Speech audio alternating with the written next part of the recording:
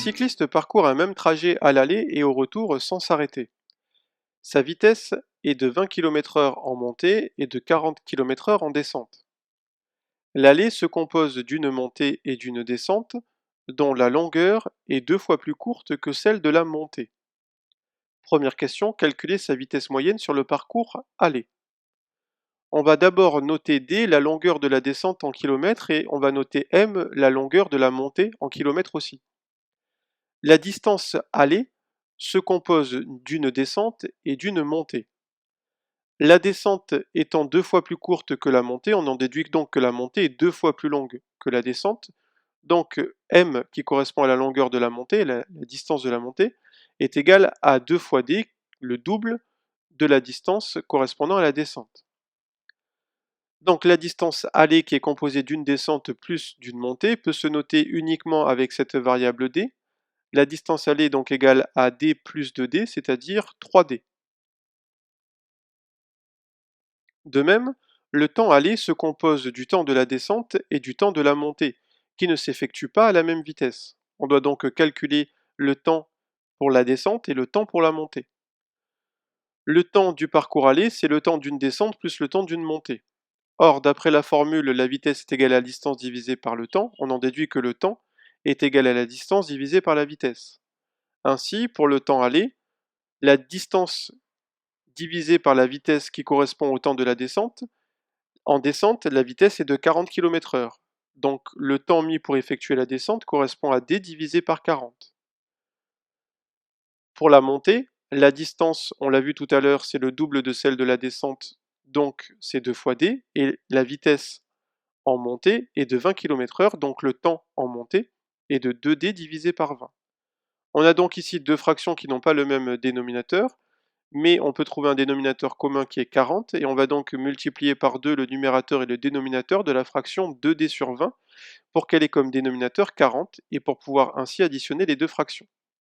Le temps aller est donc égal à d sur 40 plus 4d sur 40, ce qui nous donne un temps aller qui est égal à 5d sur 40. Maintenant que nous avons la distance aller et que nous avons le temps à l'aller, on peut en déduire la vitesse moyenne sur le parcours à l'aller. La vitesse aller, c'est la distance à l'aller divisée par le temps à l'aller, ce qui nous permet d'obtenir que la vitesse aller est égale à 3d divisé par 5d sur 40.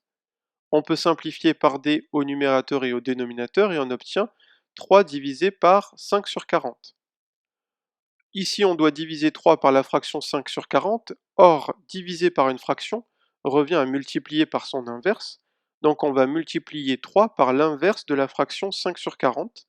Donc la vitesse aller est égale à 3 fois 45e, 40 sur 5. La vitesse aller est donc égale à 24 km/h. La vitesse moyenne sur ce parcours aller est donc bel et bien de 24 km/h. Question 2. Calculer sa vitesse moyenne sur le parcours retour. D'après ce que l'on vient de dire, la vitesse au retour, c'est la distance du retour divisée par le temps retour. La distance retour se compose aussi d'une descente et d'une montée, comme la distance aller. Or, on sait que la montée, notée m, est égale au double de la descente, donc on en déduit que la euh, notation d, correspondant à la descente, est égale à m divisé par 2, c'est-à-dire 0,5 m. Autrement dit, la descente est 2 fois plus courte que la montée, ou la montée est 2 fois plus longue que la descente. Ce qui nous donne ensuite comme distance retour, qui est égale à la distance aller, et qui se notait 3d. On remplace d par 0,5 m, et ça nous donne 1,5 m pour cette distance retour. On va faire de même, comme tout à l'heure pour l'aller, exprimer maintenant le temps retour. Le temps du parcours retour est donc égal au temps de la descente plus le temps de la montée. On utilise comme tout à l'heure la même formule, comme la vitesse est égale à la distance divisée par le temps, on en déduit que le temps est égal à la distance divisée par la vitesse, et on obtient donc que le temps retour est égal à m divisé par 40 plus 0,5 m divisé par 20. Ce qui nous permet ensuite d'additionner ces deux fractions en les réduisant au même dénominateur, et on obtient que le temps retour est égal à 2m sur 40. Maintenant qu'on a le temps retour, comme tout à l'heure, on a le temps retour et la distance retour, donc on peut déterminer la vitesse moyenne sur le parcours retour.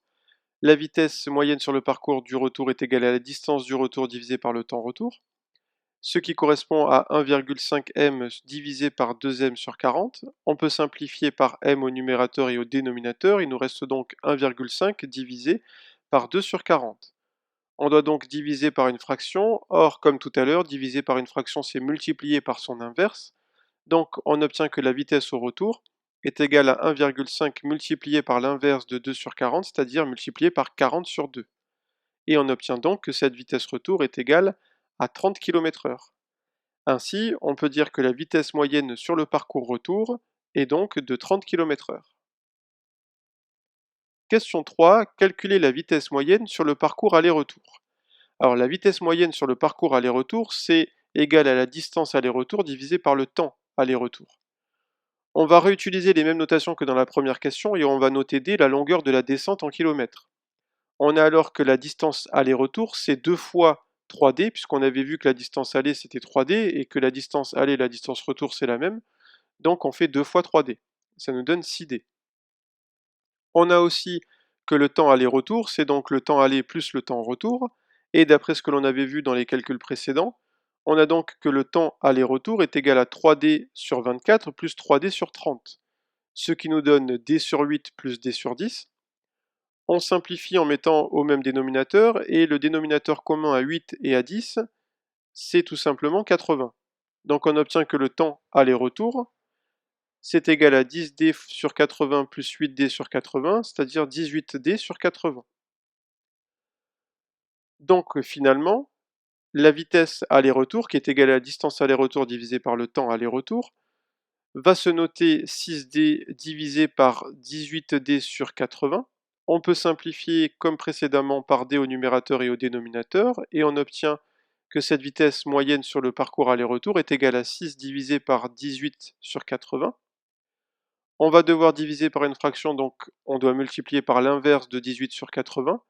Donc on va multiplier 6 par 80 sur 18. Et on obtient finalement que la vitesse moyenne sur le parcours aller-retour est environ égale à 26,7 km/h. Ainsi, on peut conclure que la vitesse moyenne sur le parcours aller-retour est donc d'environ 26,7 km/h.